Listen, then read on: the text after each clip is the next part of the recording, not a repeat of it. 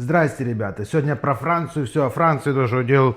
Видите, тут по-румынски написано «Франча». Даже одел французскую футболку, чтобы окунуться полностью в аромат, по которому мы сегодня поговорим. Перед началом этого ролика, пожалуйста, подпишитесь, поставьте лайки. Все это мне надо обязательно говорить, потому что просмотры идут.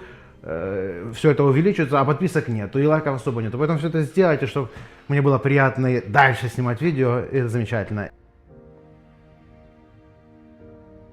Это аромат от Histoire de Parfum под названием 1740, посвященный Маркизу де Саду. Я так понимаю, что, скорее всего, перед тем, как пробовать разнашивать ароматы этого бренда, желательно немного почитать и подумать, почему он посвящен именно этому или этому человеку, этой или этой персоне. Тогда оно интереснее получается тестить его. В принципе, замысел есть у них. Давайте обратимся немножко к истории. А Маркиз де Сад, помимо всех замечательных книг и все такого, отображение эпохи того времени. Очень веселой эпохи времени Франции, но надо учесть, что это был настоящий такой дьяволенок, в смысле он очень часто был в заключении, он часто сбегал с тюрем, он часто скрывался, он часто делал преступления, его хотели казнить. В конце оказалось, что он еще и писатель, а потом еще и фильмы про него снимают. В общем, это что-то такое, как герой того времени, но все-таки олицетворение негативное, потому что то количество кошмаров, которые он натворил, это, конечно, впечатляет. Я читал одну из его книг, точнее, я начал ее читать, но я слишком маленький был тогда, мне было 16 или 17 лет, и я начал читать разговор священника с умирающим, как так он назывался. В общем, можете почитать. Что касается этого аромата. 1740 это год его рождения, этого маркиза.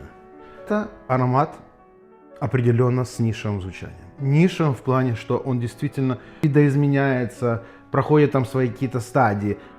В общем, это аромат про кожу, но не та кожа, к которой мы привыкли. Это и не грубая кожа, это и не мягкая кожа. Это кожа с легкой сыростью. Этот бренд отправляет нас в крепости, в которых он сидел, в заточении или проходил там сроки отбывания. Возможно, из-за этого есть сырость в этой коже. Она за счет пачули, за счет трав. По сути, это травяная какая-то кожа, но все равно кожа является доминирующей нотой.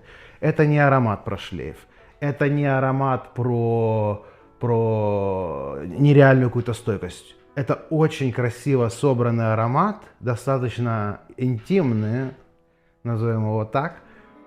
Не совсем на каждый день. Все-таки это аромат на холодное время года или ситуативно на осень и весну. Возможно. Этот аромат надо разносить. Он мне сначала реально не совсем очень сильно понравился. Многие блогеры позиционируют его как аромат мачо. Хотя, допустим, потому что, возможно, на слуху то, что это де Сад. Хотя де Сада сложно назвать мачо, если почитать его биографию, да.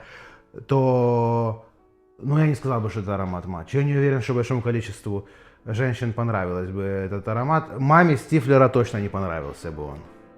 Маме Стифлера понравился бы Dior Sauvage. Полет фантазии. Это аромат все-таки такой мужской, аромат для себя, аромат для... Какой-то вот он одиночный. Вот я же говорю, это немного меня больше относит не в гуляние де Сада, а больше меня относит в заточение де Сада, в крепость Эз или скрываться в побеге где-то, в подвале, в винном погребе. В нем есть какая-то легкая сырость, кожа с сыростью. Вот туда меня отправляет этот аромат. Возможно, я его бы так позиционировал. Это классный аромат, это очень нишевый аромат, это не аромат для новичков в парфюмерии. Новички в парфюмерии вряд ли оно вам понравится, вряд ли оно вам надо. Но когда ищешь что-то интересное, вот ищешь, и ты находишь. Это интересная кожа, это и травы, это и пачули, это и древесность, но все же кожа в самом верху, и она не такая брутальная, она не грязная, она не надоедающая, она не агрессивная. Она вот такая, как кожа мягкой сумки какой-то. Вот что-то такое. Кожа мягкой сумки. Можно так сказать? Ну, возможно, так можно сказать. Вообще можно все что угодно. Кто с ним знаком, пишите свои впечатления. Мне очень интересно будет почитать. Всем самого хорошего, ребята, и желаю вам всем удачи. Попробуйте ароматы. Я обожаю бренд Histoire de Parfum. Просто обожаю. Просто обожаю. Но опять же, к нему надо еще прийти. Всем хорошего дня, ребята. Пока!